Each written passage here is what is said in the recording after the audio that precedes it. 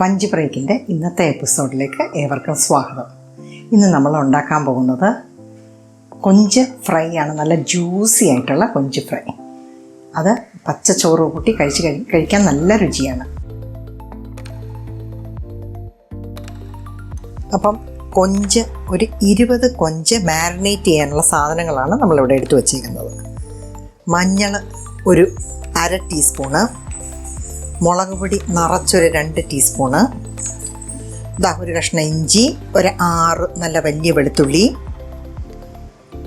1 teaspoon full കുരുമുളക്, ഉപ്പ് ആവശ്യത്തിന്. അപ്പം ഇതിനു മുമ്പ് ഞാൻ കൊഞ്ചെങ്ങനെ ക്ലീൻ ചെയ്തതെന്ന് കാണിച്ചിട്ടുണ്ട്. അത് ഡിസ്ക്രിപ്ഷൻ ബോക്സിൽ ലിങ്ക് ഇട്ട് തരാം.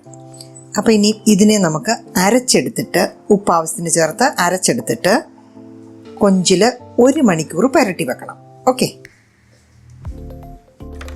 അപ്പോൾ അരപ്പെല്ലാം കൂടെ നമ്മൾ യോജിപ്പിച്ച് കൊഞ്ചിന് നല്ല വലിയ വെള്ളക്കൊഞ്ചാണേ. അപ്പോൾ നല്ലപോലെ പുരട്ടി വെച്ചിട്ടുണ്ട്. ഇതൊരു 1 മണിക്കൂർ ഒന്ന് റെസ്റ്റ് ചെയ്യട്ടെ, എന്നാലേ നല്ല ടേസ്റ്റ് കിട്ടും.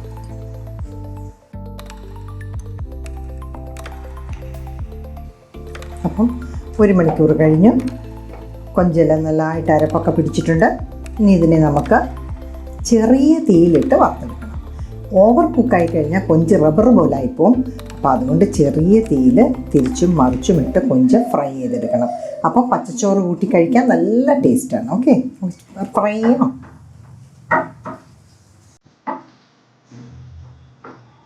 ഞാനിവിടെ കോക്കനട്ട് ഓയിലാണ് ഉപയോഗിക്കുന്നത്.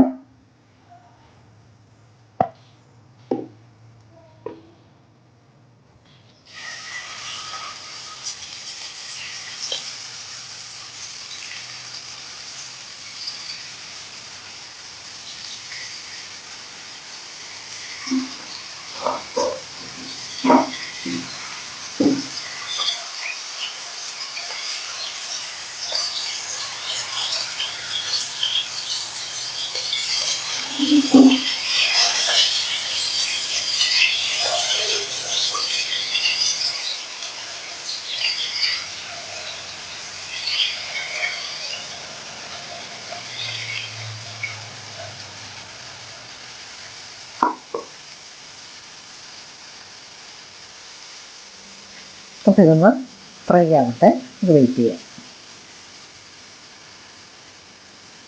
ആദ്യം നമ്മൾ എണ്ണ നല്ലപോലെ ചൂടാവണം. ചൂടായതിന് ശേഷം വേണം തീ കുറച്ച് കൊഞ്ചിടാനായിട്ട്. ഇപ്പം 2 സൈഡും മറിച്ച് തിരിച്ചു വിട്ടിട്ടുണ്ട്. അപ്പോൾ കണ്ടോ, നല്ല ചുമന്ന കളറായ കണ്ടോ. അപ്പോൾ നമ്മളെ സ്വാദിഷ്ടമായ കൊഞ്ച് ഫ്രൈ റെഡിയായി.